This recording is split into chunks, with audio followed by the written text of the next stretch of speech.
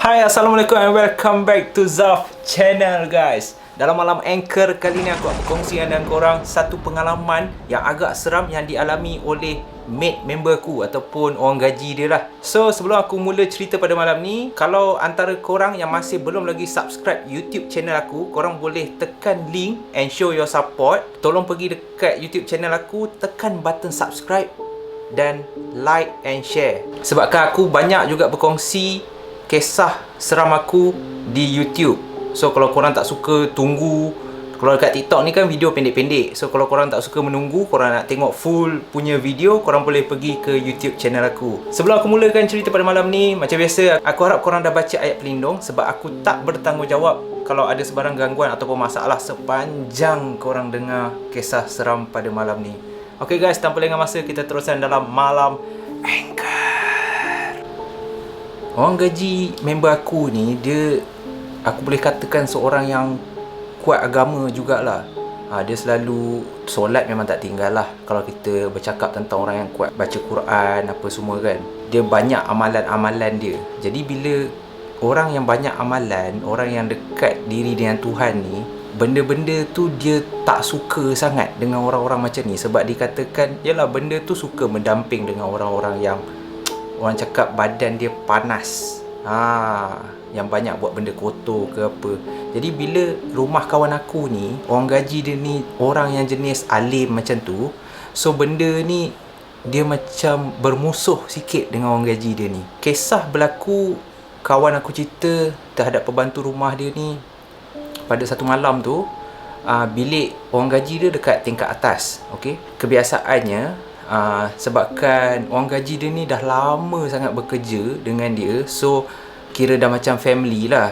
Orang gaji dia kalau lipat baju dalam bilik dia apa semua, dia akan biarkan pintu bilik dia terbuka sikit.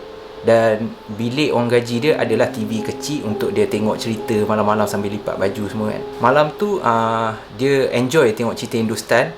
And cerita Hindustan selalunya dekat TV 2 lah. Kalau korang yang suka tengok Hindustan kan, korang tahulah kot. Jadi mate dia lipat baju, duduk dalam bilik dia lipat baju sambil tengok TV cerita Hindustan. And time tu aku tak tahu pukul berapa, tapi aku rasa agak lewat lah kot.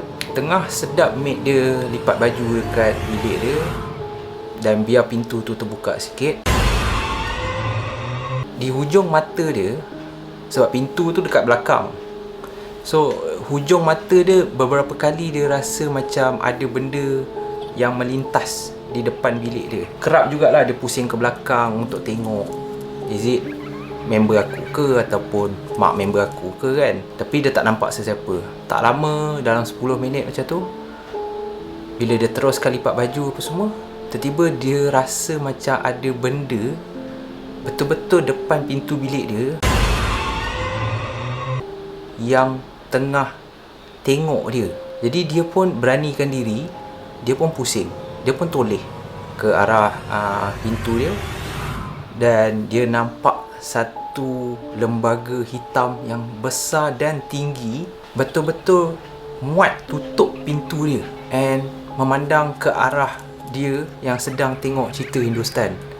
Tapi macam aku cakap tadi, sebab dia orang yang jenis kuat agama, dia boleh abaikan benda tu dan dia teruskan lipat baju dan tengok cerita Hindustan. Dia sambung tengok, tapi dia masih lagi rasa yang benda tu masih lagi berdiri di depan pintu bilik dia. Sampailah lebih kurang 15 minit macam tu, bila dia toleh balik, dia tengok benda tu dah tak ada. So bila dia tengok lembaga hitam tu dah tak ada depan pintu bilik dia, dia pun ambil keputusan untuk bangun dan pergi keluar bilik. Sebab dia takut kalau lembaga hitam tu masih lagi berada dalam rumah. Jadi bila dia keluar, dekat tingkat atas tu ada 3 bilik, and dia perasan salah satu bilik tu pintu dia terbuka tapi lampu tak terpasang lah. So bila dia tengok dalam salah satu bilik tu, sebabkan gelap kan, tapi dia boleh nampak macam ada benda yang tengah melompat dalam bilik tu. So bila dia pergi dekat, makhluk hitam tu rupanya, daripada berdiri depan pintu bilik dia, makhluk hitam tu rupanya dah masuk dalam bilik yang kosong tu dan tengah melompat-lompat di atas katil bilik tu. So bila dia melompat, kau bayangkan makhluk yang besar tengah melompat atas katil. Mate dia ni pun, orang gaji member aku ni, terus azan, terus baca ayat-ayat yang dia tahulah time tu. And tak lama lepas tu benda tu pun terus keluar daripada rumah tu, and dah tak nampak dah. So pengalaman tu adalah salah satu pengalaman yang kawan aku cerita.